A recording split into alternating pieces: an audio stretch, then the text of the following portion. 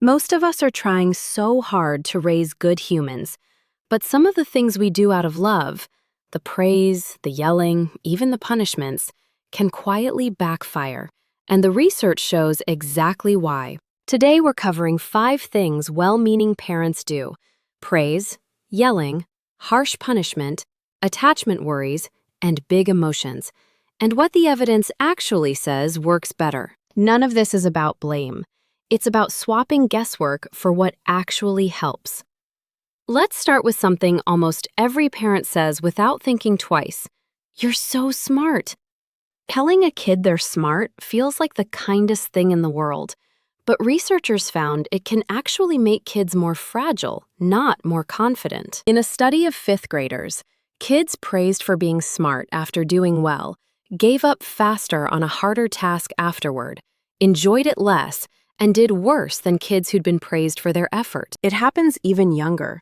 5- and 6-year-olds given trait-based praise or criticism, being told who they are, not what they did, reacted to a later setback with far more self-blame and giving up, compared to kids given feedback about their process. The fix is simple.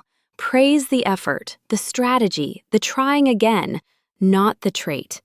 Parents who did this with toddlers had kids who, 5 years later, believed they could grow their abilities and actually sought out challenges. So praise matters more than we think. But what about the opposite end, when frustration takes over and we raise our voice? Yelling can feel like the only tool left when a kid pushes back hard.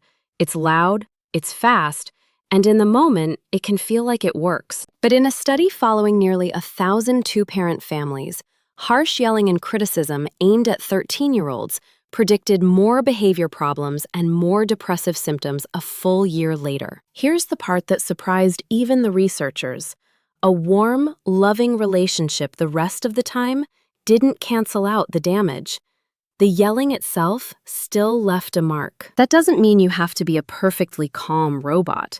It means when big feelings come up, pausing before the words come out matters more than we've been told. Yelling is one form of harsh discipline. But what about the physical kind? Something even bigger organizations have weighed in on? Spanking has been passed down for generations as a quick way to stop bad behavior.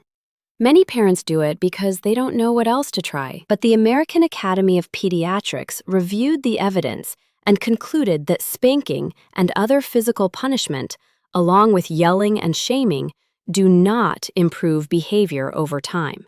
Instead, they're linked to worse behavioral, emotional, and thinking outcomes down the road. The statement is clear that these aversive strategies just don't hold up as effective tools, and it points parents toward other approaches instead. The recommendation is to use effective, non-punitive discipline. Think calm limits, consistency, and teaching, rather than pain or fear, as the tool that shapes behavior. So far, we've looked at what not to do. Now let's flip to something parents worry about constantly: whether they're bonding with their baby the right way. So many parents worry they'll somehow mess up the bond with their baby, that one wrong move will break something important. Researchers reviewing decades of attachment studies found that a parent's sensitivity to their baby's cues, noticing and responding to what the baby's communicating, is reliably linked to a secure bond. But here's the reassuring part. The link, while real, was moderate.